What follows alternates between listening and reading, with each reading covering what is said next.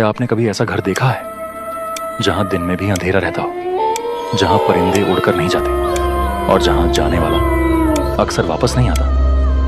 आज की कहानी है भूतिया हवेली। एक ऐसी हवेली जिसका रहस्य आज तक कोई नहीं सुलझा पाया।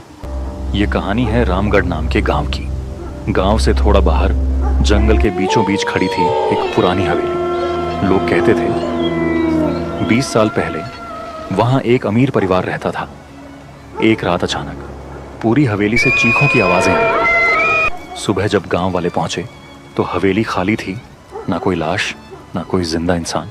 उस दिन के बाद हवेली के दरवाजे कभी नहीं खुले। गांव में रहते थे 3 दोस्त, अमन, समझदार, रोहित, डरपोक, सिया, हिम्मती।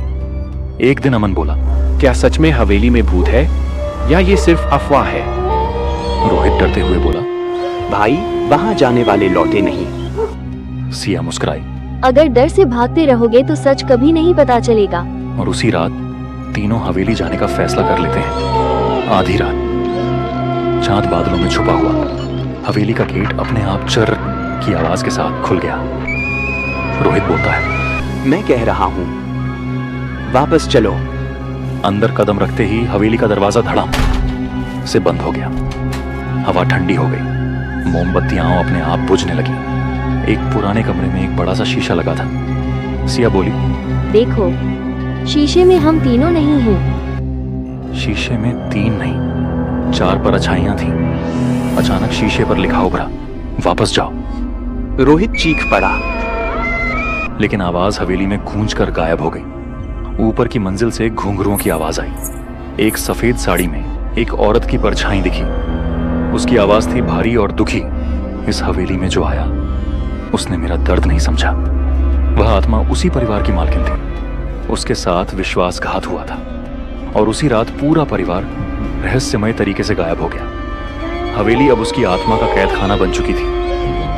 अमन ने देखा, दीवार पर एक पुरानी घड़ी पीछे की ओर चल रही थी। आत्मा बोली, अगर सूरज उगने से पहले हवेली का सच सामने नहीं आया तो तुम भी यहीं रह जाओगे। तीनों ने तहखाने में जाकर पुराने कागजात ढूंढे। सच सामने आया। आत्मा को जिंदा जलाया गया था और सच्चाई छुपा दी गई थी। अमन ने सच जोर से पढ़ा। पूरी हवेली कांपने लगी। आत्मा की आंखों से आंसू बहने लगे। वह बोली, आज 20 साल बाद किसी ने मेरी कहानी सुनी।